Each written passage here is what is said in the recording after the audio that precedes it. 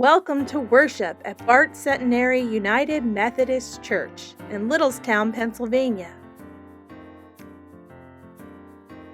I'm Pastor Tammy, and I'm so glad you came this morning.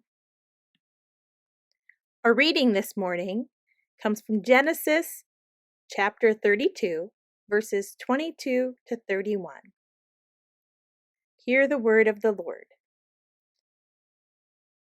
The same night he got up and took his 2 wives, his 2 maids, and his 11 children, and crossed the ford at Jabbok. He took them and sent them across the stream, and likewise everything that he had. Jacob was left alone, and a man wrestled with him until daybreak.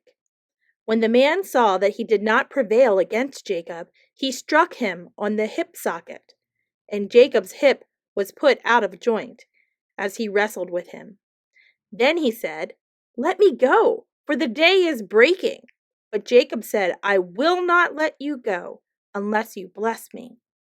So he said to him, "What is your name?" And he said, "Jacob." Then the man said, "You shall no longer be called Jacob, but Israel, for you have striven with God and with humans and have prevailed." Then Jacob asked him, "Please tell me your name." But he said, "Why is it that you ask my name?" And there he blessed him. So Jacob called the place Peniel, saying, "For I have seen God face to face, and yet my life is preserved." The sun rose upon him as he passed Penuel, limping because of his hip. This is the word of the Lord.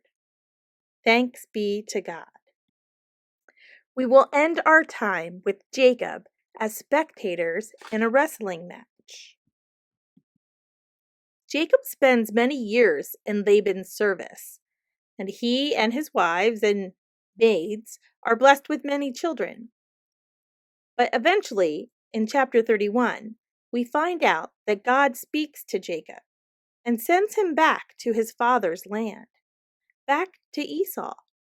Jacob and Uncle Laban have had a rocky relationship where Laban has cheated and changed his wages over and over.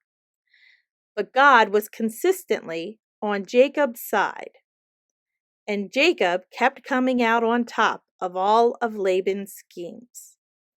When Jacob and the company leave, they don't give Laban the heads up. This finally culminates in a confrontation between Jacob and Laban. But God intervenes, and they do part on fair terms. At the beginning of Genesis 32, before today's text, we learn that Jacob has heard that his brother Esau is coming to meet him, and he is accompanied by 400 men. Jacob's response is to panic. He assumes that Esau is coming to attack him. Jacob turns to God in prayer for deliverance, and he makes plans trying to minimize the damages. These plans include sending a present ahead to Esau and dividing his camp. Jacob's prayer went something like this: "God, you told me, 'Return to my country and to my kindred.' You promised good to me. I know I haven't always shown myself worthy of your steadfast love and all the faithfulness that you have shown me, but I have split up my family and my resources into 2 camps. Please, God, deliver me from the hand of my brother Esau, for I am afraid of him. He may come and kill us all, the mothers with the children." Jacob prayed to God, "Remember, God, you told me that you would do good by me, that you would make my offspring as the sand of the sea." Basically, God, I'm doing what you wanted. Now please don't let me down. Our text today begins with Jacob sending his wives and children across the river Jabbok. That's an eastern tributary of the Jordan, and it's located about 20 miles north of the Dead Sea at the border of Ammon. It is there, all alone in the night, at the ford of the Jabbok, that a yet unidentified man shows up to wrestle with Jacob. Now, I don't know what experience you have with wrestling. Maybe your friends or siblings have wrestled with you, or maybe you've even wrestled as a sport. But wrestling is a high intensity activity. It is taxing on the body, and it's not something that one generally does all night. Indeed, my father-in-law loves to tell the story about a time when he drove hours to watch my second eldest son, Joey, wrestle in a youth tournament, only to arrive and watch Joey pin his opponent in under a minute.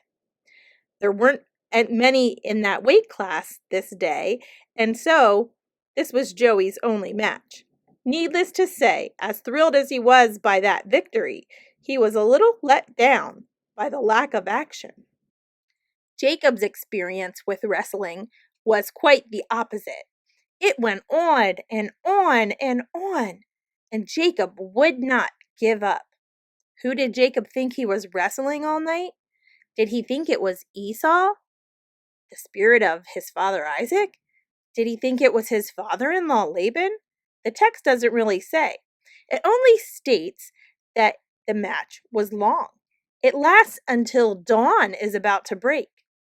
And when Jacob's wrestling partner sees that he's not able to prevail, he responds by inflicting a physical blow to Jacob's thigh or hip. And the result is Jacob's leg being put out of joint. But still, Jacob does not let go. Eventually, Jacob's wrestling partner asks Jacob to let go because the dawn is breaking. Regardless, Jacob refuses to let go until he receives his blessing. So after the wrestling went all night with a man Jacob has still not identified, the wrestling partner finally asks him for some information of his own. He asks Jacob for his name. Now you might remember that Jacob's name meant heel grabber, trickster, overreacher, or supplanter. And Jacob must articulate this name with all of its connotations to his heavenly wrestling partner. At this point, God responds by doing two things. First, identifying himself as Jacob's wrestling partner, and second, by giving Jacob a new name, Israel. This is an identity-changing moment. God does not respond to Jacob's request to reveal God's name, and he even goes as far as to ask Jacob, "Why would you ask me such a question?" But Jacob does get a blessing from God. And as Jacob limps away, he, the newly renamed Israel, renames the place where he stands.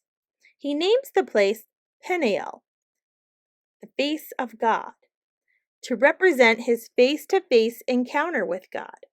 Immediately following our text in Genesis 33, we get the account of the meeting between Jacob and Esau. Before Jacob had wrestled with God, he feared this coming encounter with his brother. But despite his fears, the encounter turns out to be a gracious one. The brothers finally reconcile, and Jacob goes so far as to tell Esau, "I see your face as seeing the face of God." It has been many years since these brothers have seen one another face to face, and Jacob is a new man. He is now Israel, the man that God wrestled with. This transformation was costly for Jacob. He was marked and wounded after it, and it defines him in a new way. It becomes something that is meant to be remembered, not only by him, but by all his descendants. This is signified in the final verse of chapter 32. Therefore, to this day, the Israelites do not eat the thigh muscle that is on the hip socket, because he struck Jacob on the hip socket at the thigh muscle. The change from Jacob the deceiver to Israel, who God wrestles with, is an important one. and it was marked in this way for all of his descendants to remember. Certainly, we all experience times when we feel as if we are wrestling God, and many of us are marked by the wounds we have received from that struggle. What we must remember is that if it is God who is wrestling with us, we will be changed, we will grow, and we will benefit from that struggle. We need to be tenacious. We need to hold on and ride out the fight instead of growing tired and throwing in the towel. The whole struggling, questioning, and renaming encounter that Jacob has with God can be read as a blessing, even if it was a bruising one. Brothers and sisters, we can expect the same. The Christian life, a life with God, is not all sweet songs and rainbows. If we truly want to be transformed, to be sanctified, we must be willing to go a few rounds with our God. We have to be willing to take a few hits to our ego, to our preferences, to our self-understanding.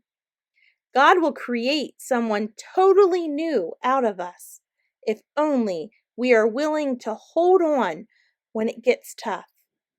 May it be so with you. May it be so with me. Amen and amen.